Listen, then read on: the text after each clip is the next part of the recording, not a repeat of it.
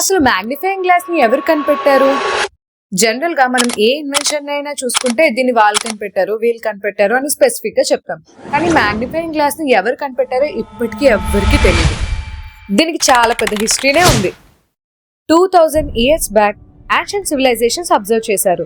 Curved glass and crystals నుంచి చూస్తే things అనేవి బిగ్ గా కనిపిస్తున్నాయని. దాని తర్వాత రోమన్స్ ఏం నోటీస్ చేశారు అంటే వాటర్ ఉన్న గ్లాస్ పియర్ లో టెక్స్ట్ చూస్తే అవి చాలా పెద్దగా కనిపిస్తున్నాయని. మిడిల్ ఏజెస్ లో స్కాలర్స్ అనుకున్నారు బుక్స్ లో లెటర్ చాలా చిన్నగా ఉన్నాయి. So they created reading stones. Reading stones అంటే మరి ఇంకేం కాదు, కర్వ్డ్ గ్లాసెస్. వాళ్ళు అప్పట్లో వాటికి రీడింగ్ స్టోన్స్ అని పేరు పెట్టుకున్నారు. 1200 years కి వచ్చేసరికి లెన్సెస్ కి హ్యాండిల్ యాడ్ చేయడం మొదలు పెట్టారు. ఇది అంతా జరగడానికి రీజన్ ఒకటే, కర్వ్డ్ గ్లాస్ లైట్ ని బెండ్ చేస్తుంది, స్మాల్ థింగ్స్ బిగ్ గా కనిపిస్తాయి. ఇప్పుడు అర్థమైందా అసలు మ్యాగ్నిఫైయింగ్ గ్లాసెస్ ఎలా పుట్టాయో?